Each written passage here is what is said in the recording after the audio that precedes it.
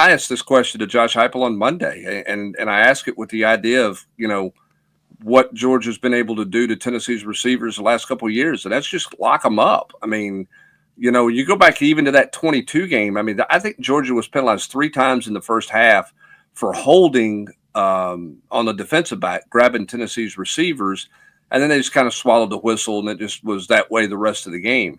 Can Tennessee be physical enough to get off of press coverage when Georgia elects to play it? Can Chris Brazzell beat press coverage? Can Squirrel White beat press man coverage if he gets it?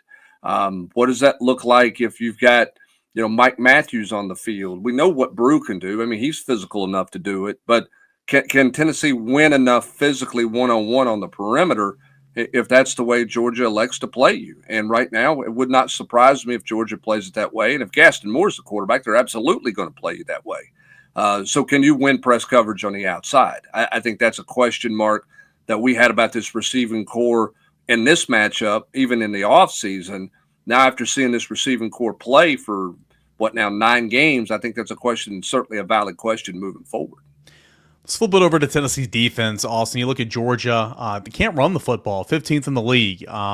Carson Beck can throw it all over the place, but he's been turnover prone this year. Offensive line injuries in front of him certainly haven't helped. He's got 12 interceptions. I believe I saw a stat the other day to where in the last 6 games he's turned it over 14 times. If Tennessee, Austin, just plays defense the way we've seen it play for the majority of the season, I mean, it's going to make things really, really difficult for Georgia in that offense to even score the football. So I think it kind of goes back to the conversation, what feels different about this year in this matchup? Well, Tennessee's defense is good, and the offense for Georgia's regressed a little bit, and I think that's going to be something that keeps Tennessee in the game for 4 quarters, regardless of who's playing quarterback for the Vols. You guys see any Georgia players celebrating in there?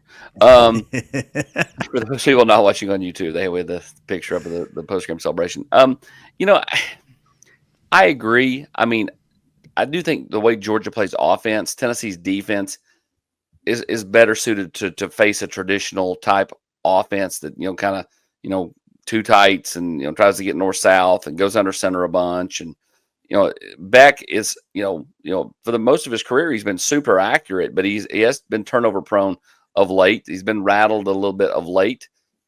He's not very elusive. And so Tennessee's ability to get to him, even if they're not sacking him a bunch, which obviously that would be huge, but get to him and alter, his ability to make plays and make him throw off platform and make him flushed and rush his progression. I think that, goes a long way in this football game. I do think Tennessee will do a nice job against their running game.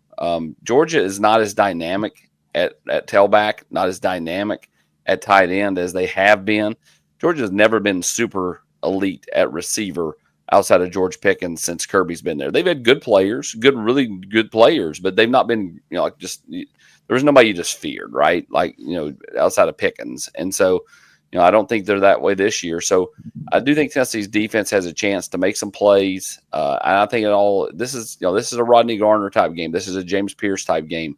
Like those players that play for Rodney, if they play well, Tennessee's defense is going to play well, which means Georgia won't score a ton of points, which means, again, Tennessee will be in this football game deep into it. Yeah, and to your point, Austin, when you look at this, I mean, Carson Beck against, let's take, the one interception away, and I think he had the fumble too, but you look at him, I mean, Robbie's 20 of 31 for just 186 yards against Ole Miss. That tells you it's a bit laboring in the passing game for them, right? They're not splashing it up with a bunch of big plays, and Tennessee's secondary's been good. I mean,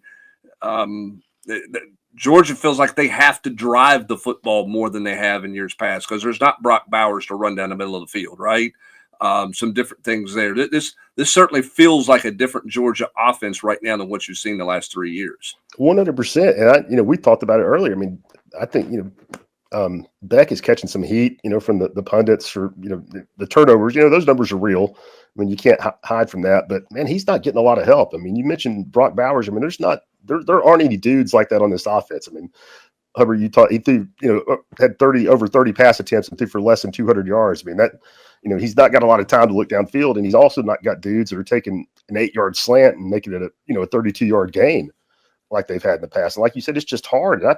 It's weird to kind of say, but I think Tennessee's defense, I think Tim Banks can play this game the way that Georgia has played Tennessee in the past. And kind of, I'm not saying be conservative, but, wait for them to make a mistake because, you're not terribly worried about them. Something happened. It's going to be a much different game, I think, than it has been in this series. But two best defenses in the league, arguably. I mean, Ole Miss is certainly up there. Texas is up there, but by a lot of metrics, it's Tennessee and Georgia. Yeah, I mean, this is a Georgia team that has scored 24 points in the first half against Tennessee the last 3 weeks or the last 3 matchups. That won't happen this year. Yeah, I mean, nothing feels like that's going to be the case, Eric, in this matchup. I mean, there's nothing to indicate that would happen given what Tennessee's been able to do defensively all season long. Yep, and that's why that line on Monday was at 48.5, expecting a low-scoring football game, and it could be even lower than that.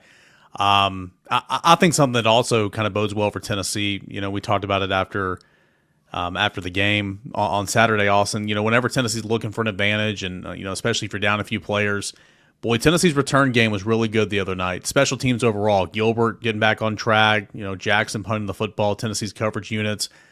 Peyton Lewis returning, kick return. William Wright even once, but man, Boo Carter saved the offense a lot of yards the other night. Now he's got to learn to be smarter at points and times, but even on one when he went up and got that ball that was, kind of over his head and then ducked out of bounds. I mean, he saved Tennessee 20 yards on that play, and of course, the 3 points before the half, a large part of that's because of Boo Carter's 23-yard punt return.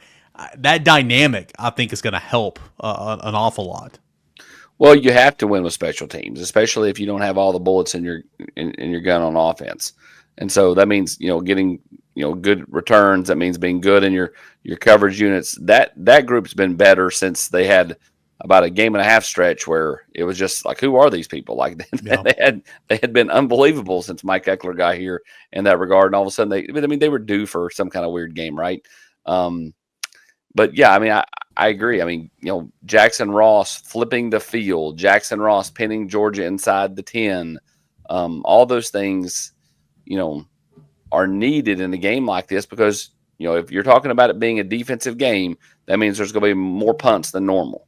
And so, the ability to flip the field, the ability to pin somebody deep could be the difference in, getting a stop and getting back a short field for your offense, getting a turnover deep in your own territory like Tennessee did in their last win down there in 2016, or, a number of different factors in special teams.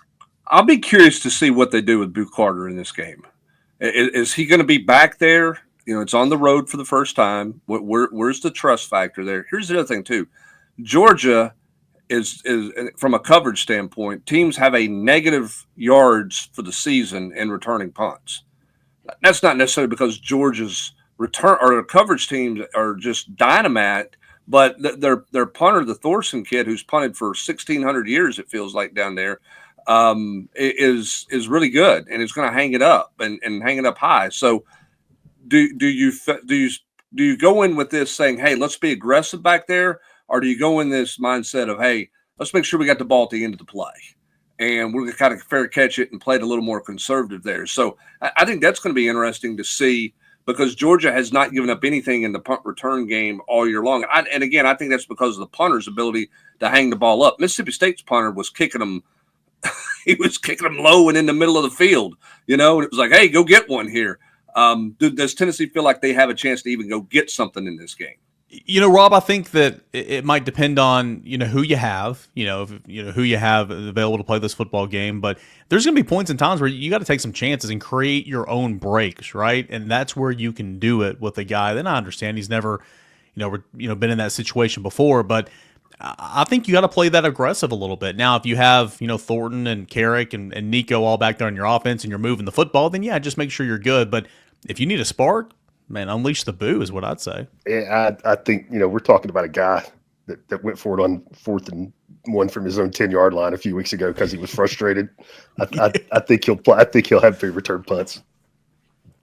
That is true. Last thing I want to say before we shift gears here, Austin, you brought this up earlier in the week as well. And I mean, it's obvious. Some of the great coaches of all time are just excellent motivators. Kirby Smart is a great motivator. Nobody was more frustrated on Sunday when that line came out than Kirby Smart because how he's going to play this, everybody thinks we're awful. Everybody hates us. Everybody thinks we're no good. Yeah, you're in a 10.5 point favorite at home. But he's still going to get across to that team because he had him believing last year that they were not a very good football team. That was the perception, right? Backs against the wall for Georgia. You're playing at home for the first time in about a month. Kirby's going to have that team motivated, no doubt, this week. Yeah, I mean, he is he's masterful at, taking a team that was preseason ranked to win the national title and making them believe that, people predicted them to go fifth in the SEC East back then when there was divisions. I mean, it's quite remarkable. You're right. It's like did he sequester the whole team this week, not let them see the lines 10.5? I mean, like, but he's probably not worried about it. They can't read speed signs.